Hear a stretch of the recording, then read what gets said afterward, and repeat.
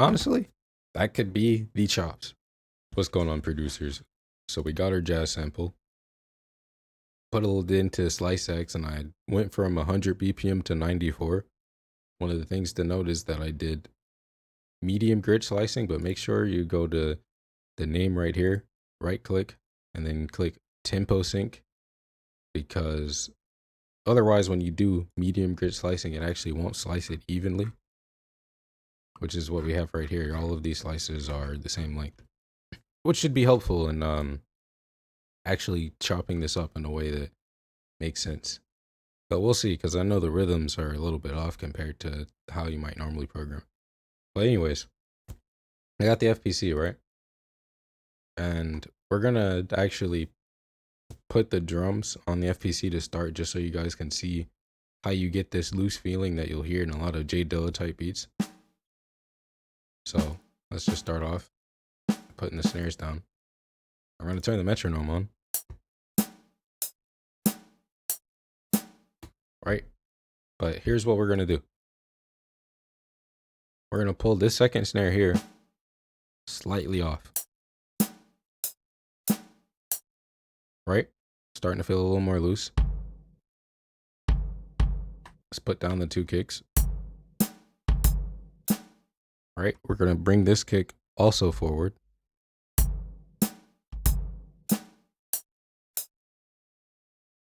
Right? That's starting to sound extra loose.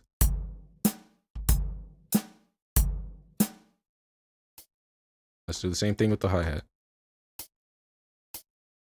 We're going to pull this second hi-hat off the grid, duplicate this, pull the other one more off the grid.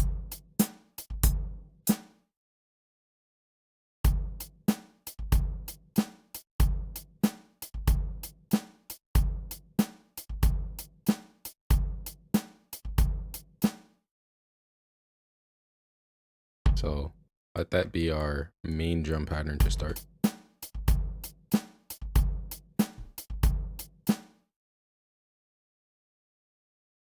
Actually, let's change it up right here.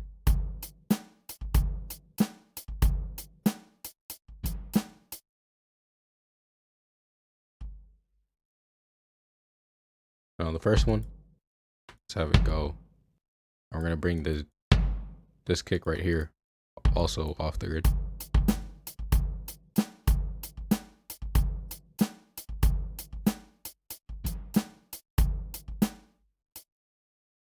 Right, and that gives you a very overall loose feeling. It's not just one thing most of the time. I think it's a lot of times how all of these elements interact with each other time-wise. Like we could even, let's say we have the hi-hats a little less loose.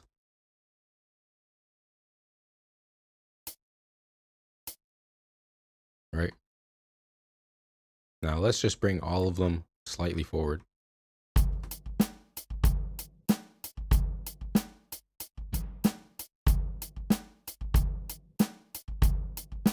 Let's even change this to an open hat.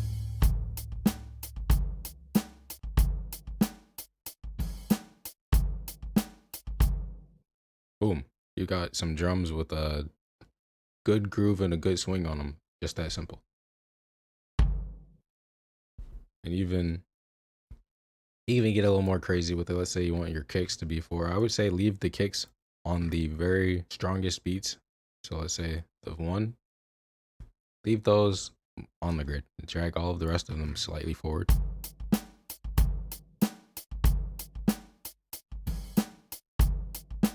That's going to be our drums.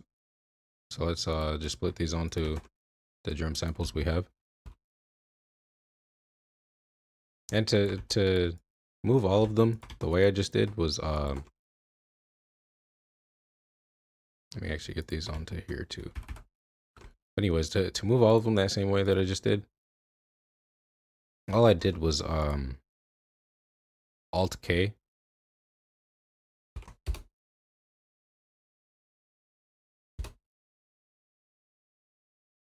Let's randomize all of the velocities, like especially on the hi-hats.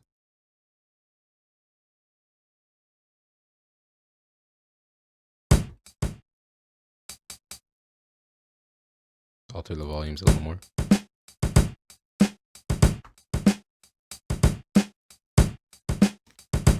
I actually forgot to get an open hat, but let's copy the snare directly onto the tambourine. Let's choke the tambourine a little more.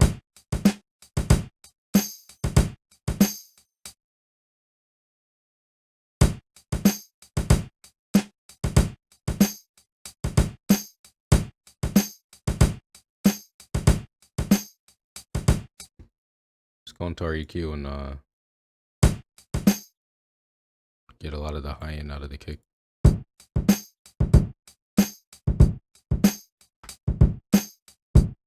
Let's even pitch it down. Let's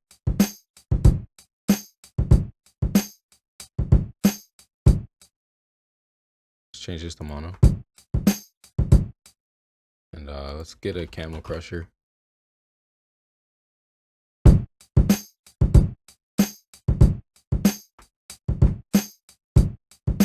Generally speaking, though, I would recommend just having better drum sounds.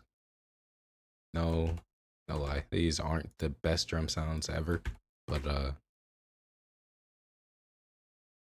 I think they'll do.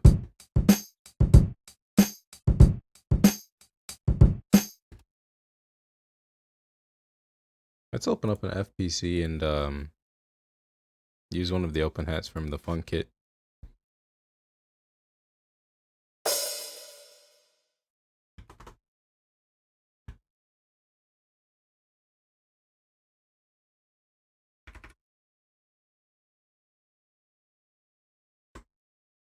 Now let's pitch this down by 3. And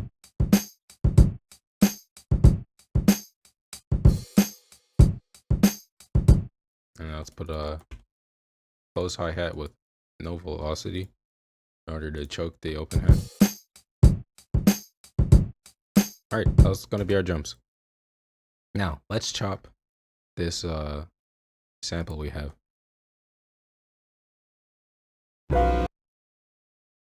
First, let's turn that down a little bit.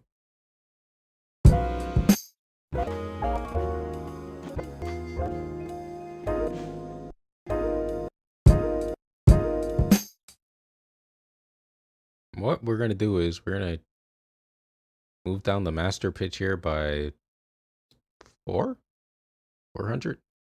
Let's do negative 400. See how that sounds.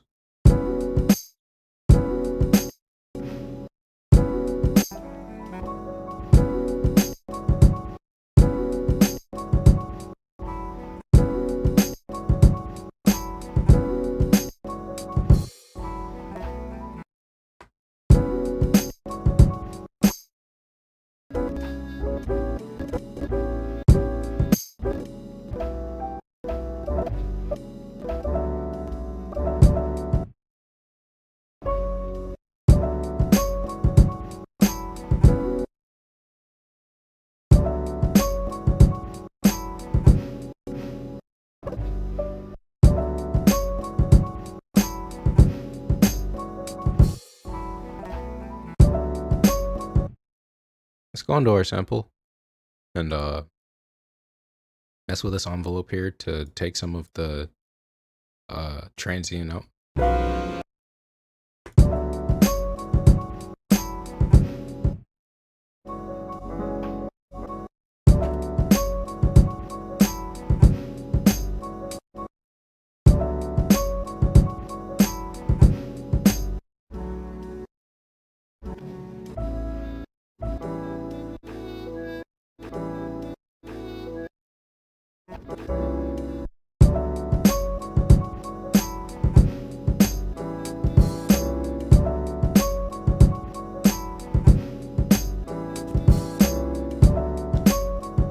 And honestly, that could be the chops. You know, maybe any variation. So let's change this.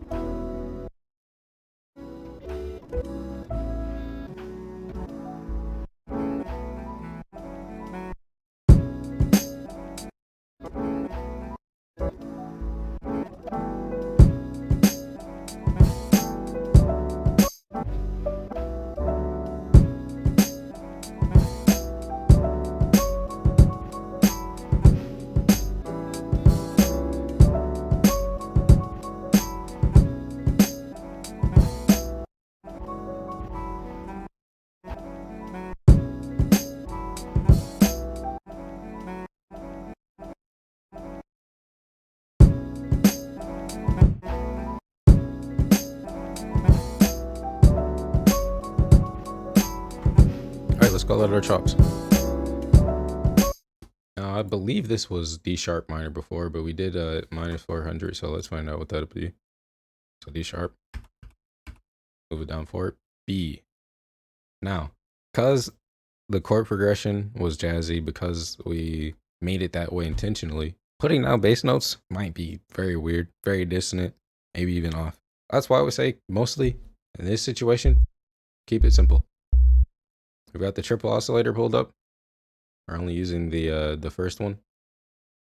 We just have it down by minus 24 or 2 octaves, and it's very low, very powerful sub bass. That's all we need, because that's having that sine bass is, I think, one of his signature sounds, even though I think he used the Moog a lot of the time. This is what we're gonna do.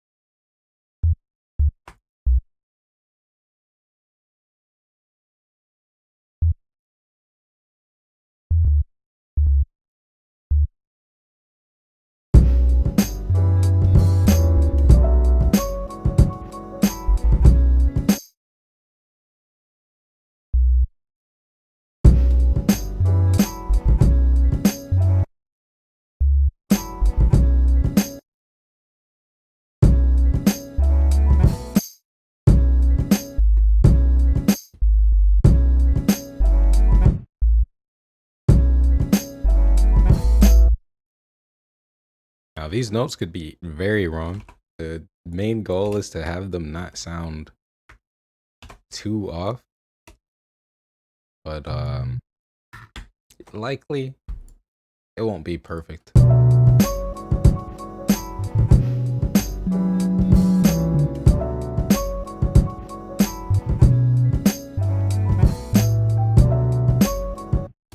I think that mostly sounds fine. Like, this doesn't sound right.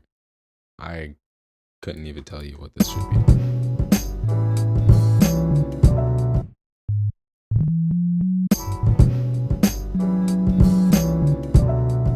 That's what we're gonna leave it as, though. Oh well, maybe my bass is out of key. Anyways, one of the things we were talking about earlier with the drums is having a time difference between your drum sounds. So that's what we're going to practice on our sine bass here. So let's just highlight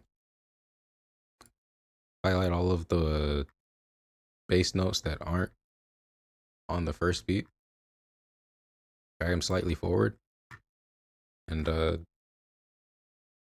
take this tool right here, pull it back a little bit,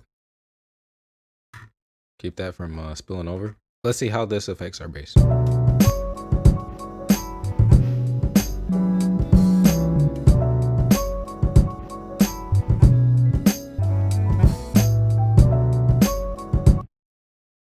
I even think some of these could go a little off.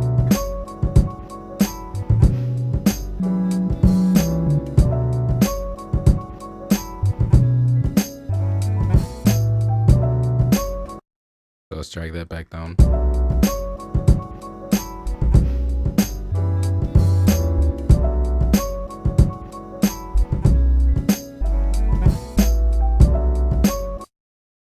Honestly, I'm going to say that's the beat. But no, I think that's really the foundation. So if you have any questions or comments, make sure to leave those down below. Like and subscribe if this was helpful, and I'll see you guys in the next video.